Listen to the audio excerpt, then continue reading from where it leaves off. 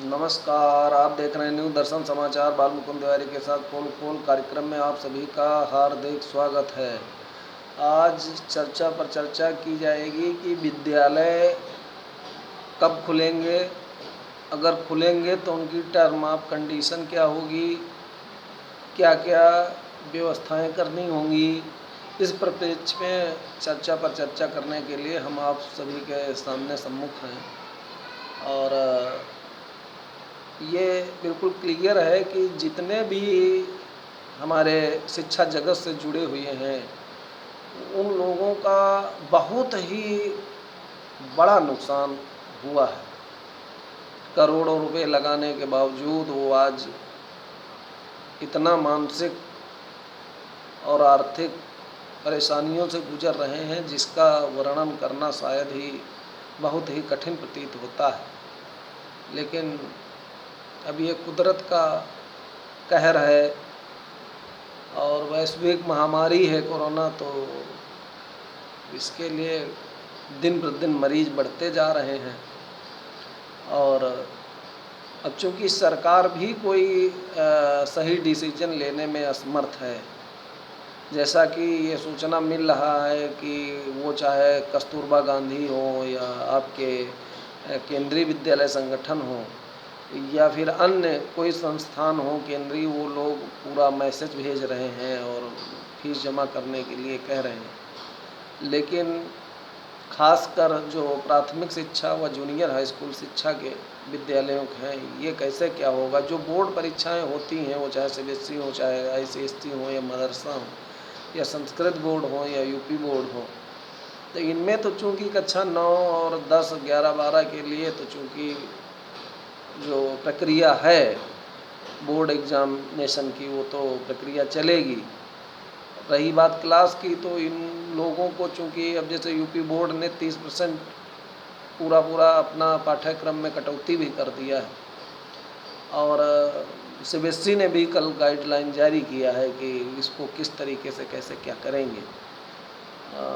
हम आगामी परीक्षा के लिए बच्चों को कैसे प्रिपेयर करेंगे, कैसे तैयारी कराएंगे।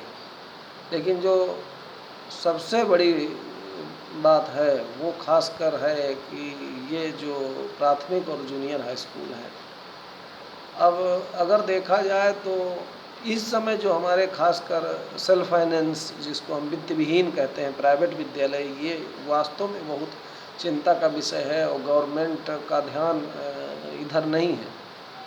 अब जो परिषदीय विद्यालयों में सरकारी नौकर हैं, टीचर, तो उनको तो सरकार चूँकि वेतन दे रही है 5 माह से, लेकिन चूँकि जो सेल्फ फाइनेंस है, यहाँ पे बहुत बड़ी अव्यवस्था फैल चुकी है, जिसका उस रास्ते से निकलने का कोई भी मार्ग दूर दूर तक दिखाई नहीं पड़ रहा है।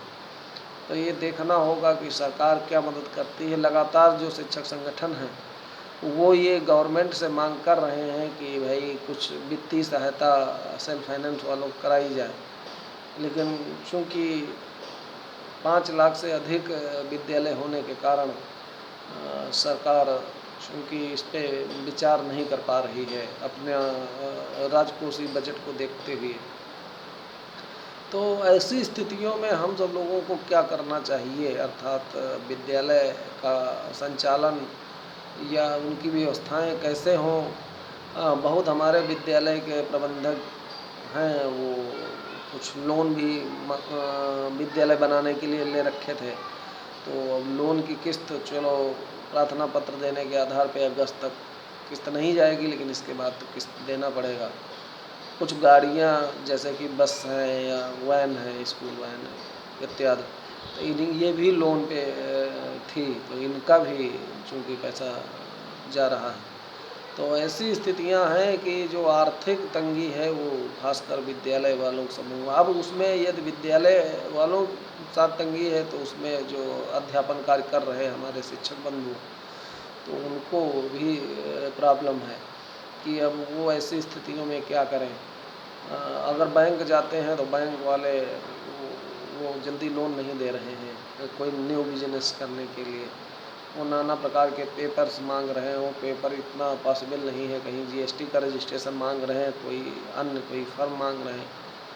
तो अब ऐसी स्थितियों में हम सब लोगों को ये विचार करना होगा कि सरकार के द्वारा अथवा सेल्फ क्या क्या हम सब लोग स्वतः कुछ कर सकते हैं।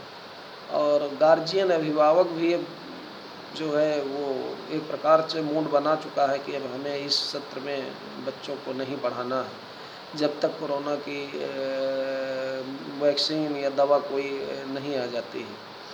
तो ये बहुत ही विडंबना की बात है और ये देखा जा रहा है कि इसमें एक प्रकार से अभिभावक और जो हमारे विद्यालय प्रबंधक हैं इनके बीच में एक द्वंद्व टाइप का चल रहा है कि वो लोग अपने असिस्टेंट से कहते हैं कि फ़ोन करो, अभिभावक को कक्षा 9 के फार्म भरे जा रहे हैं, कक्षा 10 का फार्म भरा जा रहा है, 11 का भरा जा रहा है, 12 का भरा जा रहा है।